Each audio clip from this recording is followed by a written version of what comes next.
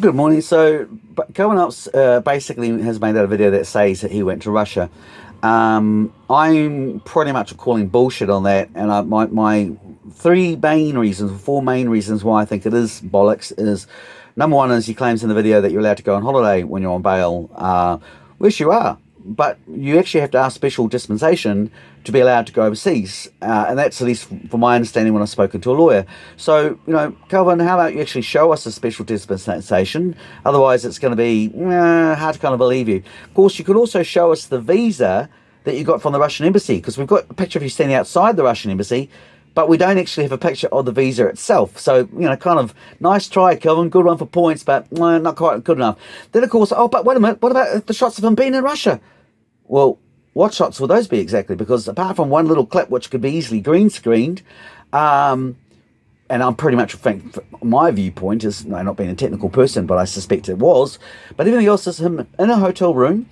He's got the curtains firmly closed. Calvin, who loves to go around dressing up in clown suits and shaking hands with people, and being standing next to things, he's not doing any of those normal Alpy things. So it's kind of smells a bit reeky. And then number three is we've got him actually at a fundraiser in Auckland at the same time frame. That's actually at Shooters, and that Shooters, of course, is the bar that Vinny also does his fundraising in. And they had a party where they invited Counter to Spin, and they invited Sue Gray of the Outdoors Party. That's Sue Gray, who's just like Kelvin. She's really good at destroying causes that she's attached to. So, good example was the 1080 movement. She brought in the International Tribunal of Natural Justice, a bunch of clowns that actually had more mining connections than they did actually have real degrees.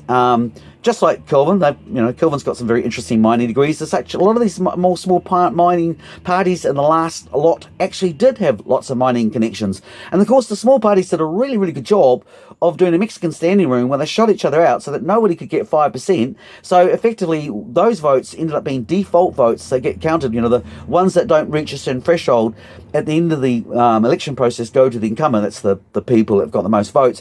And they end up with votes basically that entrench the mandate of the existing party.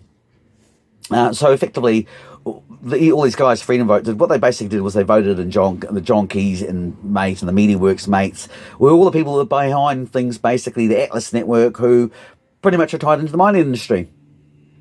Of course, Kelvin could, the interesting thing about his court case, which he's, meant to be up in 2 weeks, just since we're bringing it up, is that he could defend that on the Bill of Rights 1688. My understanding of the general search warrants go back to the gentleman I can't name. It's just eluding me today. I want to say John Wick, but I don't think John Wick was, dealing with the Justice Cook and the Crown back in the 1600s when this all went down. But the outcome of the case I'm talking about was the gold standard was set that a man's castle is his own castle, and you can't just go around doing general searches, which we've got now nearly existing 80 pieces of legislation that are all attempting to try and do that, and not just give the Crown, but give agents of the Crown. So that's the corporations, which again, via things like the TPA, are all basically trying to push us towards the style of republicanism, which is favoured by the libertarians and by parties like Sue Gray's Outdoor Party. Kelvin Alps, whose own constitution of LNZ was basically ripped off the Liberty Radio, which has got its links into the Cato industry and the Atlas Network as well with Lindsay Perigo.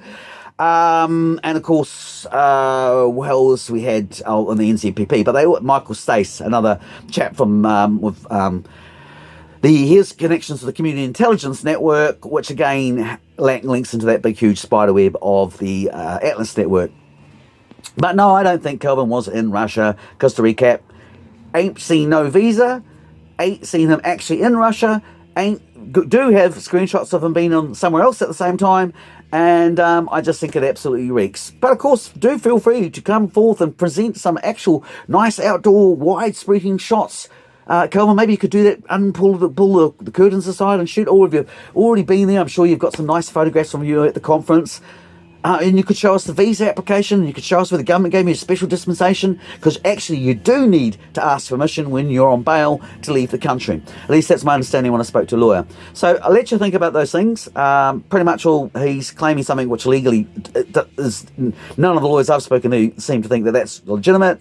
We've got screenshots of him basically in another activity at the Shooters Bar, which said, has, well, I'm not sure, I may have, but I meant to say was actually that same Shooters Bar is being used for Vinny to do fundraisers, which again Kelvin attended along with Sue Gray from all these outdoor parties that favour basically libertarianism, republicanism, which gives corporates excessive powers, and, well, B, basically have links to mining companies. So have a little think about that, and stay true to the real resistance.